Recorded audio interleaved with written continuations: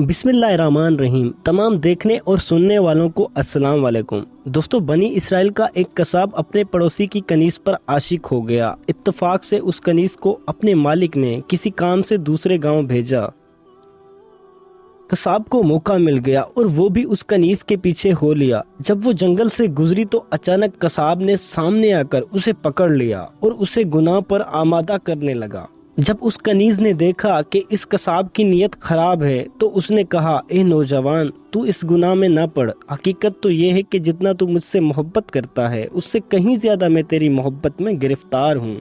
लेकिन मुझे अपने मालिक हकीकी अल्लाह अज़्ज़वजल का खौफ इस गुनाह के इंतखाब से रोक रहा है। उस एक सीरत और खौफ खुदा रखने वाली कनीज की जबान से निकले हुए ये अल्फाज तासीर का तीर बनकर उस कसाब के दिल में पेवस्त हो गए और उसने कहा, जब तू अल्लाह अज़्ज़वजल से इस कदर डर रही है तो मैं अपने पाक परवरदिगार से क्यों ना डरूं। मैं भी तो उस मालिक के अज़्ज़वजल का बंदा हूँ। जा, तुझे बेखौफ होकर चली जा।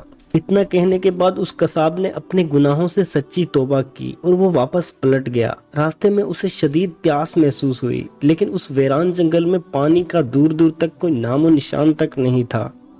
करीब था गर्मी और प्यास की शिद्दत से उसका दम निकल जाए। इतने में उस जमाने के नबी का एक कासिद मिला। जब उसने कसाब की ये हालत देखी तो पूछा, क्या परेशानी है? कसाब ने कहा, मुझे सख्त प्यास लगी है। ये सुनकर कासिद ने कहा, आओ हम दोनों मिलकर दुआ करते हैं कि अल्लाह अज़्ज़वजल अपनी रहमत के बादल हम पर भेजे और हमें सैराब करे, यहाँ तक कि हम अपनी बस्ती में दाखिल हो जाएं।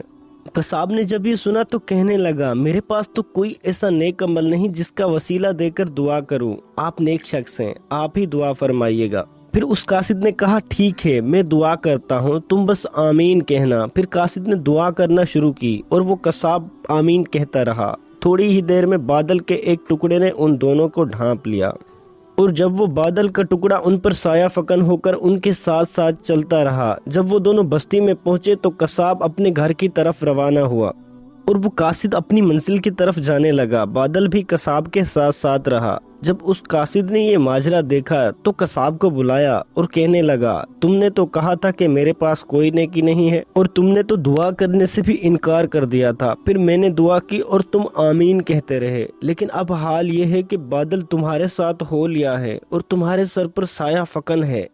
सच सच बताओ, तुमने ऐसी कौन सी अजीम नेकी की है जिसकी वजह से तुम पर यह खास करम हुआ है? ये सुनकर कसाब ने अपना सारा वाकया सुनाया। इस पर कासिद ने कहा, अल्लाह अज़्ज़वजल की बारगाह में गुनाहों से तौबा करने वालों का जो मकाम और मर्तबा है वो दूसरे लोगों का नहीं। बेशक गुनाह सरजंद होना इंसान होने की दलील है, मगर उनसे तौबा कर लेना मोमिन होने की निशानी है।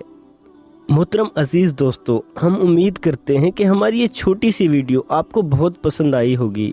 मजीद ऐसी सबक आमोज वीडियोस देखने, सुनने और जानने के लिए हमारे और आपके अपने यूट्यूब चैनल समर टीवी को सब्सक्राइब करते हुए साथ मौजूद घंटी को जरूर दबाइएगा।